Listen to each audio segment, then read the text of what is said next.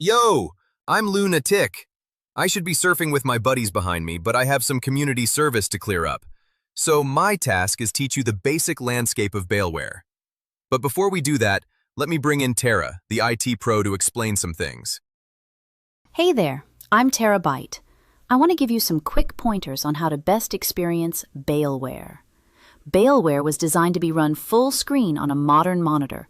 That means something with what's called 1080p resolution.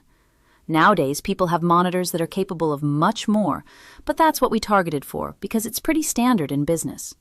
What you'll see is that we designed our screens so that at 1080p, it puts everything in front of you with little to no need to scroll up and down for information. We do a pretty good job of compressing images to keep the application fast, and the videos are streamed from our YouTube channel, so if you've got a connection good enough to watch TikTok videos, you'll be good on bandwidth. And if you know the answer to that question, I promise I won't tell your boss.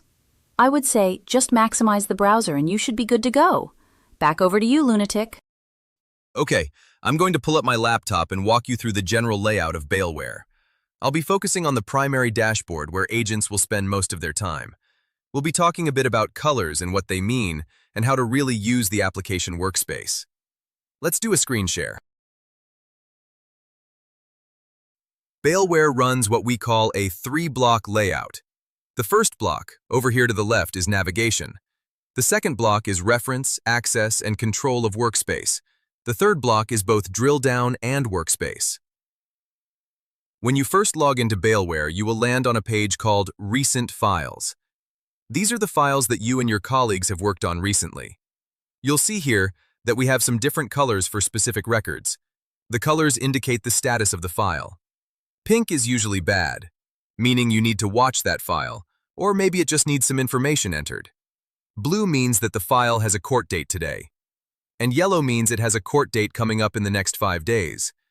This is a great way to get back to the files you worked on yesterday. But there's a more powerful tool for that later in the training videos. I think Mona covers that training session. Anyway, you can sort by court date or any field really, even filter by agent.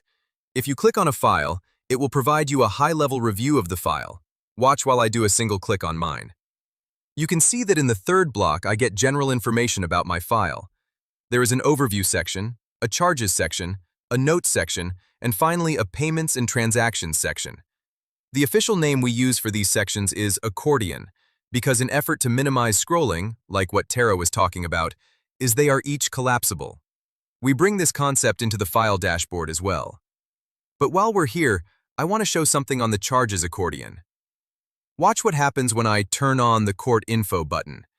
You can see the court information, and if you mouse over it, it'll give you the address of the court. This works the same way in the primary dashboard too.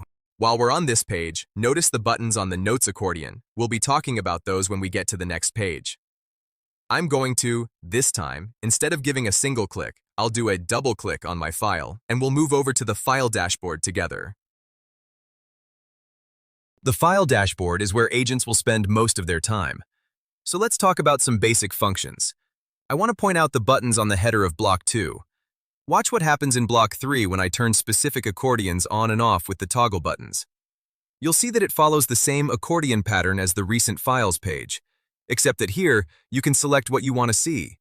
Bailware is smart, and it will remember your last selections, meaning what you had turned off and turned on. The Notes accordion has a couple neat features. You can sort the notes so that the most recent is up top, or you can sort it so it reads like a book. I want to show you another button. It's System Notes. When you turn this on, you can see the system-level stuff that is tracked, not just the notes agents have entered. Every action in Bailware is tracked. For instance, I'm going to click the Address History button and show you that my address was corrected. See the history? Now let's look in the system notes for that. You can see when the address was updated and by whom. Notice that the system notes are a gray color and the agent notes are black? Bailware automatically noted the file with both the old address and what it was changed to. We do this for a few reasons. First, you never want to lose an address for someone. That may be important later on. And the other reason we do this is so that our AI engine is aware that work was done to the file, so it can scan the file and be aware as well. So in a recap, this file will show that it's had work done and who did the work. Oh, while I'm here, Notice the consistency of the look and feel of the buttons. Just like the recent Files screen, we do our best to make sure that when you learn one screen, you can almost just run another screen without the training. Watch while I extend the chord information slide out. Same as the recent Files screen.